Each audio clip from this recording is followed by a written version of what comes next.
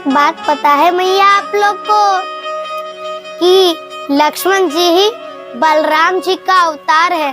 लेकिन अब यहाँ पे सवाल ये आई कि लक्ष्मण जी तो छोटे थे तो बड़े बलराम जी बड़े बन गए कैसे? आज इस कथा में मैं बताने जा रहा हूँ। लक्ष्मण जी कैसे बने बलराम, बड़े कैसे बन गए? एक बार की बात है, राजा दशरथ अयोध्या के राजा थे उस टाइम। तो राजा दशरथ सूर्य उदय से पहले ही राज सिंहासन में आकर के बैठ जाते थे। लेकिन एक दिन राज्य सिंहासन में के पास आने में देरी हो गई तो मंत्री ने कैकेयी माँ के कक्ष में गए तो देखे कैकेयी माँ के संग राजा दशरथ भी थे, चिंतित थे। तो मंत्री ने कहा, सरकार क्या हुआ, आज आप चिंतित लग रहे हैं? तो राजा दशरथ ने कहा, जाओ और तुम जा करके राम को बुला कर लो। तो गए मंत्री और राम को बुलाया। तो जैसे ही पता चला कि पिताजी बुला रहे हैं, तुरंत जैसे थे वैसे ही चले गए राम जी दशरथ जी के पास। और कैकेयी माँ के कक्ष में गए तो कैकेयी माँ कहती है, देखो राम, तुम्हारे पिताजी मुझे वरदान दिए थे, आज मैंने वरदान मांग ही लिया, मेरे पुत्र को राज सिंहासन मिले और तुझे 14 वर्ष का वनवास, इसीलिए तेरे पिताजी चिंतित है। तो राम जी कहते, बस इतनी सी बात पिताजी और आप चिंतित हो रहे हैं, जो आज्ञा, मैं चला जाता हूँ। फिर वहाँ माता कौशल्या आ जाती है, कौशल्या माँ को भी बताई सारी बात। तो फिर लगभग 8 बजे से सुबह 8 बजे से 8:30 बजे तक राम जी राजा दशरथ के पास थे।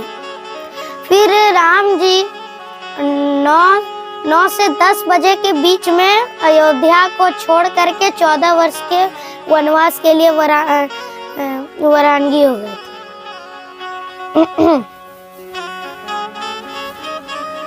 तो फिर एक बार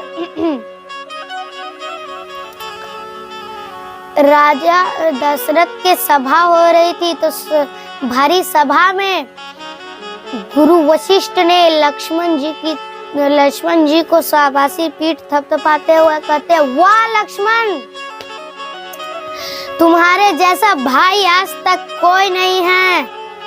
तुमने अपने बड़े भाई की रक्षा के लिए 14 वर्ष तक नहीं सोया और 14 वर्ष तक खाना भी नहीं खाए, अन्न भी नहीं पाए। तभी राम जी खड़े होकर कहते, गुरुजी, लक्ष्मण अन्न पाया है, क्योंकि जब मैं रोज लक्ष्मण को 1 दोना भर के फल देता था और लक्ष्मण उसे पाते थे। तो लक्ष्मण जी ने कहा, नहीं भैया, मैंने नहीं पाया एक भी दिन आपका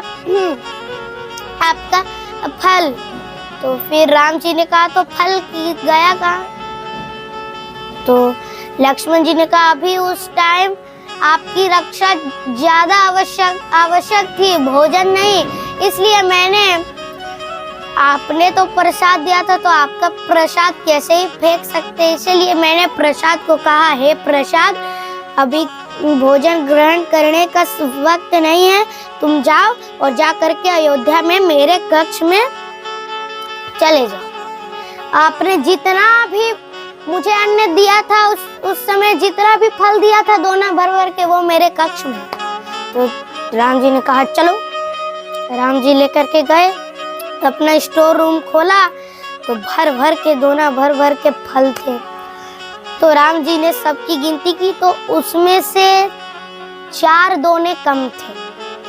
तो लक्ष्मण जी से कहा, लक्ष्मण, तुमने तो 4 दिन अन्न पाए हैं। तो कहा, नहीं, मैंने तो नहीं पाया। तो कहा, तो 4 दोने इसमें कम है।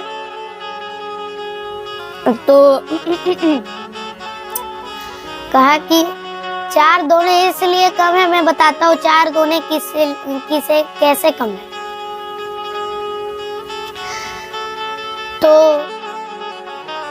लक्ष्मण जी ने बताया, जब हम वनवास को निकल रहे थे 9:30 बजे, तो उस समय आपने दिन भर कुछ नहीं पाया था, तो आपने कुछ नहीं पाया तो हमको भी नहीं दिया दोना, तो इसलिए हम भी नहीं पाए, तो दोना अयोध्या नहीं गया।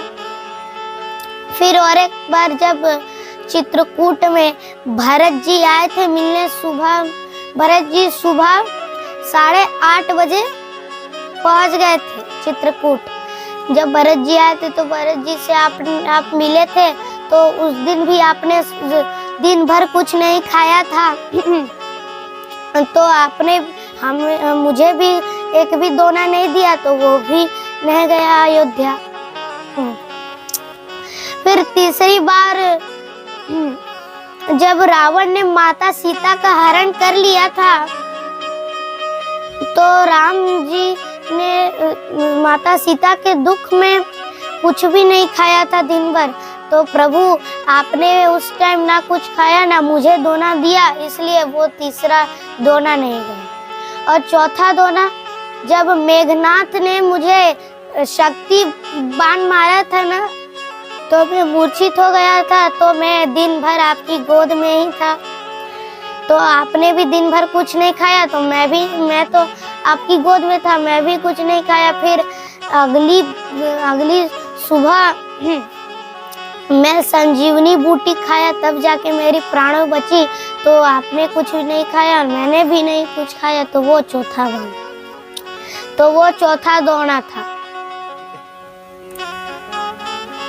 तो राम जी के पास और 3 दोना घटे थे और 3 दोने कम थे। क्यों? उसका हिसाब राम जी के पास था, क्योंकि जब राम सेतु का निर्माण हो रहा था, तो समुद्र देव से राम जी 3 दिन तक प्रार्थना कर रहे थे। 3 दिन प्रार्थना किए, तो राम जी ने कुछ नहीं खाया, तो प्रभु लक्ष्मण जी ने भी कुछ नहीं खाया था, वो 3 दिन का हिसाब था। तो फिर राम जी कहते हैं, मेरे भाई, मैं धन्य हो गया कि मुझे ऐसा भाई मिला मैं धन्य हो गया कि मुझे तुम्हारे जैसा भाई मिला है। तुमने मेरी रक्षा के लिए 14 वर्ष तक ना सोए ना अन्न पाया। 14 वर्ष तक 2 व्यक्ति नहीं सोए, पहला लक्ष्मण जी और दूसरा अर्जुन जी। राम जी कहते हैं, मैं धन्य हो गया कि तुम्हारे जैसा भाई मिला मुझे लक्ष्मण। मैं इसका आभार कभी नहीं चुका पाऊंगा, इसलिए मैं अगले जन्म में तुम मेरे बड़े भाई बलराम बनोगे और मैं छोटा भाई कृष्ण बनूंगा, और उसी से मैं थोड़ा चरण दबाकर तुम्हारा आभार चुका सकता हूँ।